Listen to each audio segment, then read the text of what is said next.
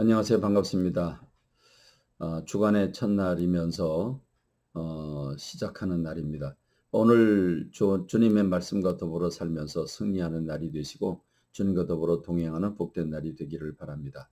오늘 우리가 함께 묵상할 말씀은 열왕기하 21장부터 23장인데 이 부분에는 히스기야의 아들인 므낫세, 그리고 그 아들 아몬, 그리고 그 아들 요시야, 그리고 야하스, 그리고 엘리야김에 이르는 5명의 왕들을 보여주는데 우리가 관찰할 인물은 므낫세와 요시야라고 하는 이 두 사람의 인물을 우리가 집중적으로 살펴볼 겁니다. 므낫세라고 하는 사람은 히스기야 왕의 아들인데 12살의 왕이 돼서 55년 동안 이스라엘 백성들의 왕이 됩니다. 길게도 하죠. 이게 선한 왕이 길게 하면 좋은데 므낫세는 이 유다의 역사 가운데 가장 악랄하게 우상을 숭배한 왕입니다. 그래서 하나님의 진노를 쌓고 이스라엘의 멸망길을 재촉한 사람이 므낫세죠. 이런 사람이 55년이나 통치를 했으니 기가 막힌 일이죠. 근데 여기 한 가지 의문이 생깁니다. 도대체 므낫세는 어떻게 우상 숭배를 하게 됐을까 하는 겁니다. 왜냐고요? 히스기야라고 한 그 아버지가 하나님 앞에 정직했고 그리고 우상을 타파했습니다. 산당에 있는 송아지들도 다 부쉈습니다. 그러니까 종교개혁을 단행한 왕이 히스기야인데 그런 히스기야에게 뭘 배웠냐는 거죠. 자, 여기서 우리가 자녀 교육이 얼마나 소중한지를 알아야 되는데 12살의 왕이 됐다고 그랬죠. 그러면 어떻게 12살의 왕이 됐느냐? 자, 히스기야가 통치를 하다가 노년에 병들어 죽게 됩니다. 그러자 하나님께서 집을 정리하라고 말씀하시니까 그가 울며 불며 하나님 앞에 기도하고 하나님의 그의 기도를 들으셔서 그에게 새 생명 15년을 더해 줍니다. 그리고 그 증거로 해시계가 거꾸로 가게 하는 기적도 보여주시지요. 자, 이렇게 그가 하나님의 특별한 사랑을 받았습니다. 여러분 한번 생각해 보시죠. 사람이 죽다가 살아나요. 죽은 줄 알았는데 하나님의 특별한 은혜로 살아났습니다. 얼마나 여러분 그 새 생명 주어진 게 감사하겠습니까? 그러면 바벨론에서 사신을 보내가지고 축하한다고 했을 때 하나님께서 내 생명을 이렇게 연장시켜 주셨다고 하나님께 영광을 올려드려야 되는데 아니 왜 창고들은 다 열어서 보여줍니까? 그 비밀스러운 걸 다 열어 보여주자 하나님이 진노하셨습니다. 내가 하나님의 영광 드러내지 아니하고 왜 그 바벨론 사람들에게 다 보여주냐는 거죠. 내가 보여준 그 모든 것이 바벨론으로 옮겨지게 되고 내 자손 중에서 그 바벨론으로 끌려가 바벨론 왕의 환관이 될 것이라고 말씀합니다. 근데 이때 여러분 히스기야가 뭐라고 말하는 줄 아십니까? 하나님의 말씀이 참 선하시다고. 그런데 만일 내가 사는 날에 태평이 있고 진실함이 있다면 어찌 하나님 말씀이 선하지 않을 수 있겠냐? 여러분 이게 너무 한심하지 않습니까? 실망스러운 히스기야입니다. 히스기야가 정직하게 우상 타파하고 정직하게 행했다면 참 좋은 건데 근데 끝말에 병고침 받으면서 교만해졌습니다.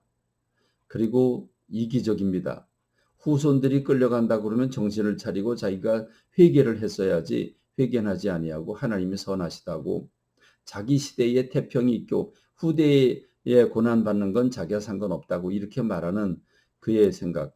그리고 나서 3년이 지나서 아들을 낳은 게 므낫세입니다. 그러니 노년에 얻은 아들 금이야 오기야 하하호호 하면서 기르지 않았겠습니까? 그래서 이 므낫세는 신앙을 물려받지 못하고 잘못된 것들을 물려받았습니다.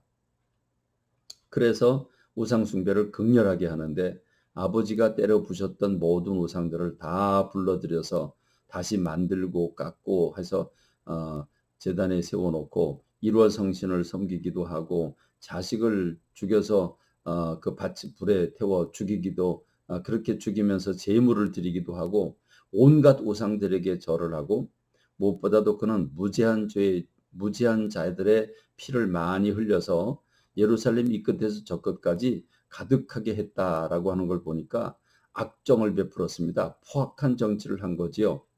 폭정을 했으니 하나님이 얼마나 진노하시겠습니까? 결국 이 유다가 무너지게 되는 결정적인 단서를 제공하게 됩니다.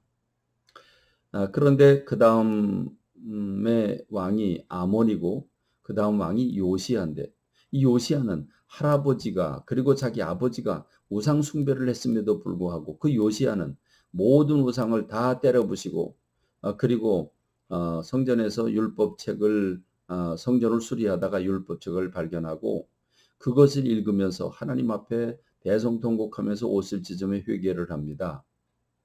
그리고 전 백성을 불러 모으고 오직 하나님을 정말 마음을 다하고 뜻을 다해서 하나님의 말씀을 지키라고 그렇게 명하고, 백성들은 대답을 하지요. 우상을 불사르고 우상 섬기는 제사장들을 폐하고 그리고 남창의 집을 헐고 산당을 유다 각 지역에서 헐어냅니다.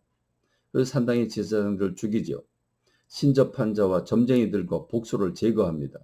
그래서 요시야와 같이 마음을 다하며 뜻을 다하며 힘을 다하여 모세의 모든 율법을 따라 여호와께로 돌이킨 왕은 요시야 전에도 없었고 요시야 후에도 없었다, 이렇게 말해줍니다.